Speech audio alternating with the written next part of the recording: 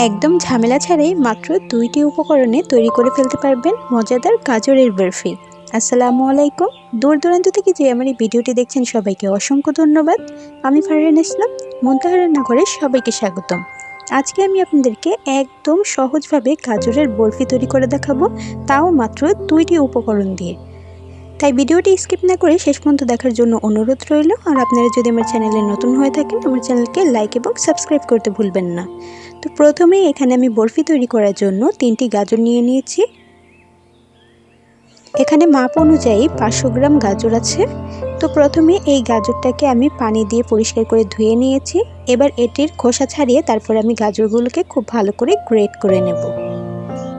তো এই তো আমি সবগুলো গাজরকে ভালো করে গ্রেট করে নিয়েছি। অবশ্যই পাতলা অংশ দিয়ে গ্রেট করবেন, এতে করে কি হবে, যখন আপনারা বরফি তৈরি করবেন গাজরটা কিন্তু খুব তাড়াতাড়ি সেদ্ধ হয়ে যাবে আর আপনাদের সময়টাও বেশি লাগবে না। তো এবার এইগুলো নিয়ে আমি চুলায় চলে যাচ্ছি বরফি তৈরি করার জন্য।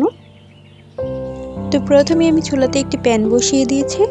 এবার এর মধ্যে গ্রেট করা গাজরগুলো দিয়ে দিব। এখানে মেজারমেন্ট কাপের 2 কাপ পরিমাণ আমার গাজর হয়েছে। তো আমি মেজারমেন্ট কাপের 1 কাপ পরিমাণ এখানে চিনি দিয়ে দিচ্ছি। আপনারা যতটুকু গাজর নেবেন তার অর্ধেক পরিমাণ চিনি দেওয়ার চেষ্টা করবেন।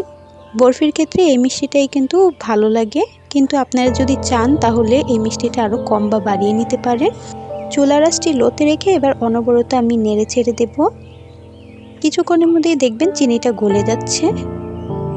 এবার গাজরের সাথে আমি চিনিটাকে খুব ভালো করে মিশিয়ে নিয়েছি। এবার এখানে দিয়ে দিচ্ছি 1 চিমটি পরিমাণ লবণ।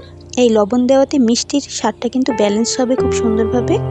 দেখুন অলরেডি কিন্তু পানি ছাড়া শুরু করে দিয়েছে। এই বরফি তৈরি করার জন্য আমার কিন্তু এক্সট্রা কোনো পানির প্রয়োজন হবে না। এবার চুলার আঁচটি লোতে রেখে আমি একটি ঢাকনা দিয়ে এটাকে ঢেকে রেখে দেব 5 মিনিটের জন্য। এই 5 মিনিটের মধ্যে কিন্তু আপনারা একটু পর পরেই ঢাকনা সরিয়ে বারবার নেড়ে দিবেন যাতে নিচে লেগে না যায়। তো আমি একবার সরিয়ে আপনাদের দেখিয়ে দিচ্ছি, দেখুন কতটা পরিমাণ পানি উপর থেকে বের হয়ে এসেছে। এই পানিতেই কিন্তু আমার গাজরটা খুব সুন্দরভাবে সেদ্ধ হয়ে যাবে। তো আমি আবার নেড়ে চেড়ে ঢাকনা দিয়ে ঢেকে রেখে দেব। তো এইভাবেই একটু পর পরে আপনারা নেড়ে চেড়ে দেবেন। আমি কিন্তু অফ ক্যামেরায় আরও 4-5 বার এভাবে নেড়ে চেড়ে দিয়েছি।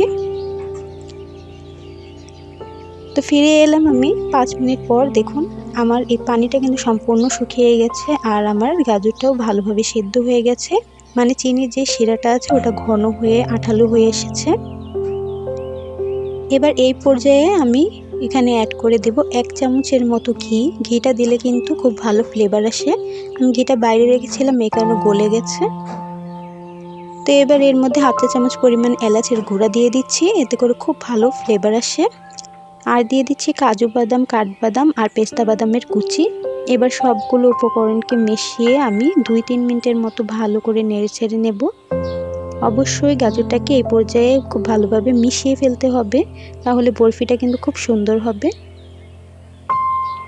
তো এই তো আমি 3-4 মিনিটের মতো নেড়ে ছেড়ে মিশিয়ে নিয়েছি। এবার আমি চুলাটা অফ করে দিচ্ছি। একটি প্লেটের মধ্যে আমি কিছুটা পরিমাণ ঘি ব্রাশ করে নিয়েছিলাম, এর মধ্যে এই গাজরটাকে দিয়ে দিচ্ছি। এবার চামচের সাহায্যে এটাকে ছড়িয়ে দেব খুব সুন্দরভাবে। আর খুব ভালোভাবে ঠান্ডা হওয়া পর্যন্ত এটাকে আমি রেখে দেব। এবার এর উপরে আমি আরও কিছুটা পরিমাণ বাদাম কুচি দিয়ে দিচ্ছি, এতে করে দেখতেও যতটা সুন্দর লাগবে খেতেও কিন্তু ভালো লাগবে। তো বাদামগুলোকে একদম চারপাশে সুন্দরভাবে ছড়িয়ে দেব।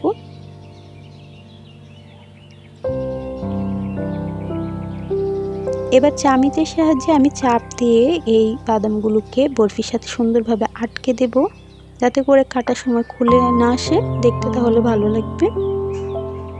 এভাবে চেপে চেপে আটকে দিয়েছি। এবার এটাকে খুব ভালো করে ঠান্ডা করতে হবে।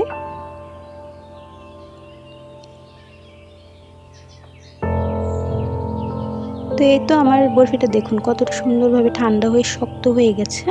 এবার এই পর্যায়ে আমি এটাকে কেটে নিচ্ছি। একটু বেশিক্ষণ রাখলে ভালো হয়, তাহলে একদম সুন্দর শক্ত হয়ে যায়। তবে আমি আপনাদের ভিডিও করার ক্ষেত্রে একটু আগে দেখিয়ে দিচ্ছি।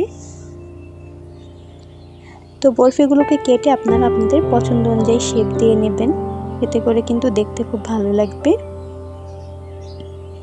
তো আমি চারকোনা শেপেই কেটে নিচ্ছি, আপনাদের দেখিয়ে দিচ্ছি আমি কিভাবে কেটেছি। তো এই তো আমি আলাদা করে দেখিয়ে দিলাম। তো তো এগুলোকে আমি অন্য একটি প্লেটে তুলে নিচ্ছি। এইভাবে কিন্তু চাইলে আপনারা ঝটপট 2টি উপকরণ দিয়ে সহজেই এই গাজরের বরফি তৈরি করে ফেলতে পারেন। খুবই মজাদার এবং খুবই ইউনিক এই রেসিপিটি। আপনারা একবার হলেও বাড়িতে ট্রাই করবেন আর আমাকে কমেন্ট করে জানাতে ভুলবেন না আমার এই বরফি রেসিপি আপনাদের কাছে কেমন লেগেছে। ভিডিওটি ভালো লাগলে আমার চ্যানেলকে লাইক এবং সাবস্ক্রাইব করে পাশে থাকা বেল বাটন অন করে দিবেন।